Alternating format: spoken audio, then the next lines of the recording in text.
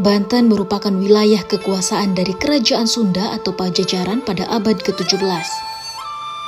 Kerajaan Sunda Pajajaran memiliki pelabuhan yang cukup ramai dikunjungi oleh saudagar dari berbagai daerah di Nusantara dan mancanegara. Menurut catatan Tom Pierce, bandar-bandar Kerajaan Sunda meliputi Pelabuhan Banten, Pontang, Cikande, Tangerang, Sunda Kelapa, dan Cimanuk. Sehingga saat itu Banten telah menjadi pelabuhan besar dan banyak para saudagar dari timur datang ke Banten untuk membeli rempah-rempah yang saat itu memakai sistem barter. Banyak saudagar yang datang dari Persia, India, Arab, dan Cina menganut agama Islam. Sehingga selain berdagang, para saudagar mengajarkan agama Islam dan tidak sedikit yang menikahi masyarakat pribumi Banten agar tetap tinggal di daerah Banten. Walaupun Banten pada saat itu dikuasai oleh Kerajaan Sunda, namun di daerah pesisir telah banyak yang masuk Islam. Hal ini dapat dilihat dengan dibangunnya Masjid Pecinan yang dipercaya telah berdiri sebelum Kesultanan Banten. Pada abad ke-17, datanglah para rombongan saudagar yang berasal dari Tiongkok yang dipimpin oleh seorang putri yang bernama Ong Tin. Saat itu wilayah pesisir Banten telah banyak yang menganut agama Islam, sehingga ketika rombongan Putri Ong Tin datang ke Banten, banyak masyarakat Banten yang tidak suka dengan kehadiran mereka. Hal ini menimbulkan konflik antara masyarakat Banten dengan masyarakat Tionghoa yang masih menganut agama Buddha.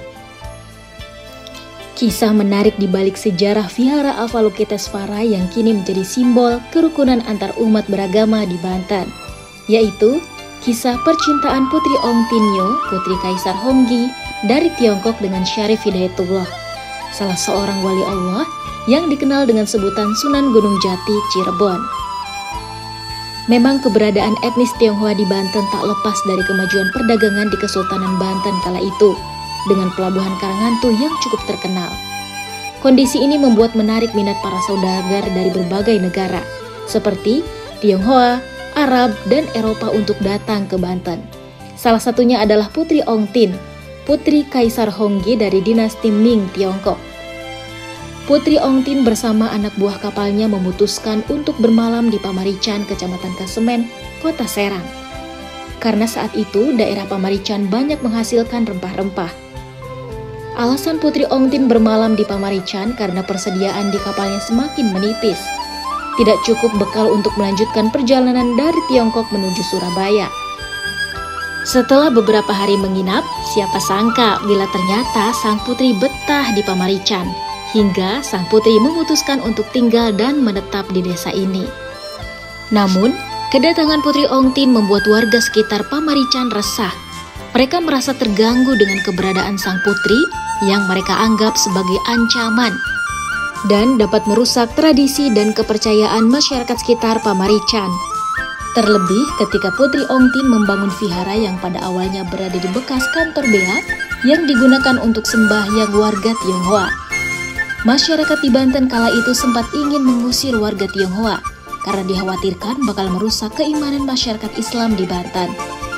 Saat itulah figur Syarif Hidayatullah atau Sunan Gunung Jati muncul mengambil peran dengan memanggil pemimpin dari para rombongan Tiongkok tersebut.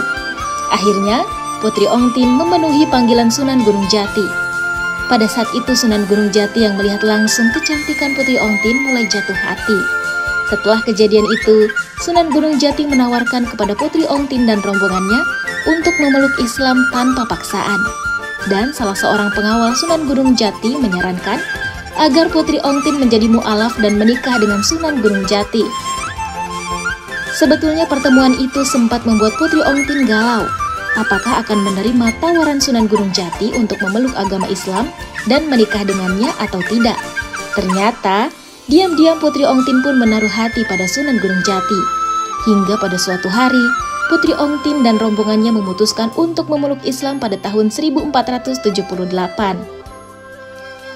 Momen itu pun disaksikan langsung oleh Sunan Gunung Jati, sebelum akhirnya Sunan Gunung Jati menikahi Putri Ong Tin. Untuk menyimbolkan persatuan antara dua agama dan dua kebudayaan yang berbeda, maka Sunan Gunung Jati membangun Masjid Pecinan dan Vihara Avalokitesvara secara berdampingan. Itu terjadi pada tahun 1952 Masehi. Posisinya yang dekat vihara dan masjid menandakan hubungan harmonis antara etnis Tionghoa yang memeluk agama Buddha dan penduduk setempat yang memeluk Islam. Setelah menikah, Sunan Gunung Jati dan Putri Ongtin pergi ke Cirebon untuk melanjutkan tugasnya di Kerajaan Cirebon. Dari pernikahannya, Putri Ongtin dikaruniai seorang putra yang hanya sampai berusia 9 bulan, lalu meninggal. Pertama kali vihara ini dibangun di Desa Dermayon untuk meredakan konflik antara masyarakat Banten yang beragama Islam dan Tiongkok yang masih memegang teguh ajaran Buddha. Dan di seberang vihara pun dibuatkan juga masjid untuk yang menganut agama Islam. Setelah konflik antar keduanya sudah jarang terjadi dan masyarakat sekitar sudah berdamai, pada tahun 1526 Kesultanan Banten berdiri. Vihara ini sempat dipindahkan pada sekitar tahun 1774 di Kampung Pamarican, Kecamatan Kasemen, Kota Serang. Hingga saat ini, di dalam Vihara Avalokitesvara memiliki altar Dewi Kuan Yin sebagai altar utamanya. Di altar ini terdapat patung Dewi Kuan Yin yang berusia hampir sama dengan bangunan vihara tersebut. Selain itu, di sisi samping kanan dan kiri terdapat patung dewa-dewa yang berjumlah 16 dan tiang batu yang berukir naga. Gerbang dengan atap berhiaskan 2 naga memperebutkan mustika sang penerang atau matahari menyambut pengunjung di pintu masuk sebelum pengunjung masuk lebih ke dalam vihara yang memiliki nama lain Kelenteng Tridharma ini. Sebutan Kelenteng Tridharma diberikan karena vihara ini melayani 3 kepercayaan umat sekaligus, yaitu Konghucu, Taoisme, dan Buddha. Walaupun diperuntukkan bagi 3 umat kepercayaan, namun bagi wisatawan yang beragama lain sangat diperbolehkan untuk berkunjung dan melihat bangunan vihara tersebut, dengan cara meminta izin terlebih dahulu dan tidak mengganggu orang yang sedang melaksanakan ibadah.